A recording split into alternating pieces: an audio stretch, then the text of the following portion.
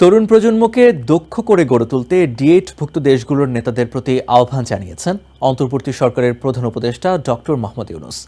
ইজিপ্টের রাজধানী কায়রোতে ডি8 সম্মেলনের ভাষণে তিনি বলেন, যুব সম্প্রদায়ের উৎপাদনশীলতা বাড়াতে ডি8ভুক্ত রাষ্ট্রগুলোর মধ্যে নতুন প্ল্যাটফর্ম তৈরি করতে হবে। কৃত্রিম বুদ্ধিমত্তা সহ বিভিন্ন ক্ষেত্রে প্রযুক্তিকে কাজে লাগাচ্ছে তরুণ প্রজন্ম, তাই তাদের সেভাবে গড়ে তুলতে সবার ভূমিকা রাখার আহ্বান জানান প্রধান উপদেষ্টা। এদিকে ডি8 সম্মেলনের ফাঁকে দ্বিপাক্ষিক বৈঠক করেন ডক্টর মোহাম্মদ ইউনূস এবং পাকিস্তানের প্রধানমন্ত্রী শেহবাজ শরীফ। পারস্পরিক অর্থনৈতিক সহযোগিতা জোরদার করা এবং রাষ্ট্রগুলোর মধ্যে টেকসই উন্নয়নের জন্য একটি অভিন্ন রূপরেখা তৈরির লক্ষ্যে উন্নয়নশীল ৮ দেশের জোট ডি8 সম্মেলনের ১১তম আসর অনুষ্ঠিত হয় কায়রোতে।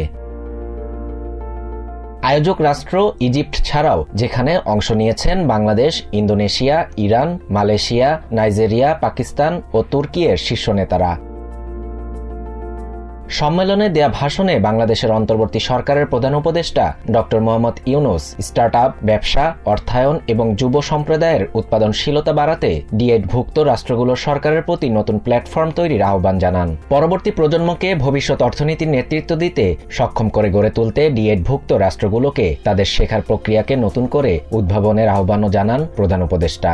ডিজিটাল বিপ্লব হলেও তার পূর্ণাঙ্গ সুবিধা এখনো নেওয়া যায়নি উল্লেখ করে কৃত্রিম বুদ্ধিমত্তার সহায়তা নেয়ার পরামর্শ দেন এই নোবেল বিজয়ী। সম্মেলনে বাংলাদেশের পক্ষ থেকে নির্দিষ্ট করে দুটি প্রস্তাব দেয়া হয়। একটিতে ভবিষ্যৎ প্রজন্মকে উদ্যোক্তা হিসেবে গড়ে তুলতে বিশ্ববিদ্যালয় সহ শিক্ষা প্রতিষ্ঠানগুলোর মধ্যে কার্যকরী সংযোগ গড়ে তোলার উপর গুরুত্বারোপ করা হয়। আর দ্বিতীয় প্রস্তাবে জাতীয় উদ্যোগকে পরিপূরক করতে পারে এমন সমবায় শিক্ষার এজেন্ডা বিবেচনার আহ্বান জানান ডক্টর ইউনূস। এদিকে ডি8 সম্মেলনের ফাঁকে দ্বিপাক্ষিক বৈঠক করেন ডক্টর মোহাম্মদ ইউনূস ও পাকিস্তানের প্রধানমন্ত্রী শেহবাজ শরীফ। বৈঠকে দ্বিপাক্ষিক সম্পর্ক এগিয়ে নিতে ১৯৭১ সালের অমীমাংসিত বিষয়গুলো নিষ্পত্তির জন্য পাকিস্তানের প্রতি আহ্বান জানান ডক্টর ইউনূস।